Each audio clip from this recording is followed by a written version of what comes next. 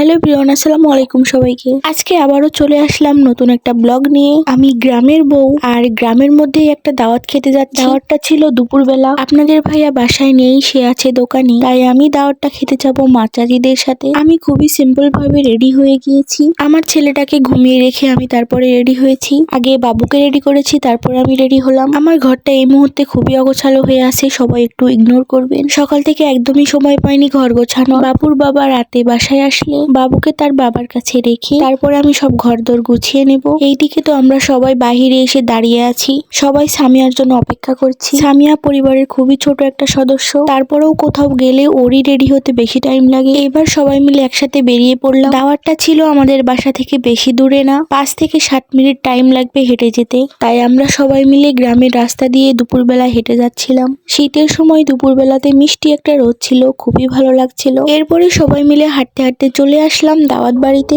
আমরা আসার আগে থেকেই খাওয়া দাওয়া শুরু হয়ে গিয়েছে। একটা বাগানের মধ্যে খাওয়া দাওয়া হচ্ছিল, আর আমার বাচ্চাটা তো আগে থেকেই ঘুমের মধ্যেই আছে, এখন পর্যন্ত তার ঘুম ভাঙেনি।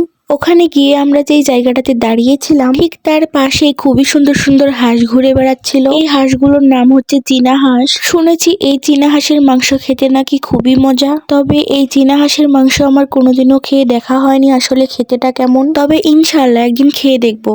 তারপরে আমরাও বসে পড়লাম দুপুরের খাবার খাওয়ার জন্য। বসার সাথে সাথে আমাদের গ্লাস আর প্লেট দিয়ে গেল, তারপরে দিল হালুয়া। হালুয়ার সাথে খাওয়ার জন্য দিয়ে গেল চালের আটার রুটি। রুটি দিয়ে হালুয়া দিয়ে খেলাম। বেশ অনেকদিন পরে এই রুটি আর হালুয়াটা খেলাম, খেতে ভালোই লাগলো। তবে আমি মিষ্টি কোনো জিনিসই খুব একটা খেতে পারি না, সেই জন্য নিয়ে নিলাম তরকারি। তরকারিটা ছিল উত্তরবঙ্গের বিখ্যাত মাছ দিয়ে আলু ঘাটি। এবার আলু ঘাটি দিয়ে আমি রুটি খাচ্ছি। আলু ঘাটির রান্নাটা মোটামুটি ভালোই হয়েছে। রুটি দিয়ে আলু ঘাটি দিয়ে খাওয়া শেষ করে নিয়ে নিলাম ভাত। এবার আলু ঘাটি দিয়ে ভাত খাচ্ছি আমি, সাথে কিন্তু ডালও ছিল, সেটার আর ভিডিও ক্লিপ নিতে পারিনি। আলহামদুলিল্লাহ, আল্লাহ যা রিজিকে লিখেছেন তাই খেলাম তৃপ্তি সহকারে। আমার খাওয়া দাওয়া শেষ হয়ে গিয়েছে, বাদ বাকি সবার খাওয়া শেষ হওয়ার অপেক্ষা করছি আমি। সব কাজেই কিন্তু কষ্ট আছে, কষ্ট ছাড়া কোনো কাজই সম্পূর্ণ হয় না। ঠিক তেমনি ব্লগিং লাইফটাও কিন্তু অনেক কষ্ট। অনেকেই মনে করেন ভিডিও করে আপলোড দাও, এতে আবার কিসের কষ্ট। একটা 3 মিনিটের ভিডিওর পিছনে যে একটা ব্লগারকে কি পরিমাণ খাটতে হয়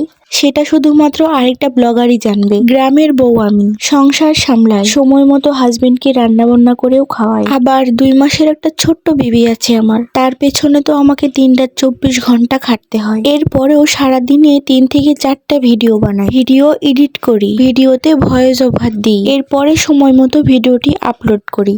এখন হয়তো অনেকেই বলবেন এত কষ্ট করে ভিডিও বানানোর কি দরকার, তবে শোনেন, লাইফে যদি এতটুক কষ্ট স্যাক্রিফাইস করতে না পারি তাহলে লাইফে সফলতা আসবে কিভাবে। অনেক কথা বলে ফেললাম, আজকের মতো ভিডিওটি এখানে শেষ করছি। খোদা হাফেজ।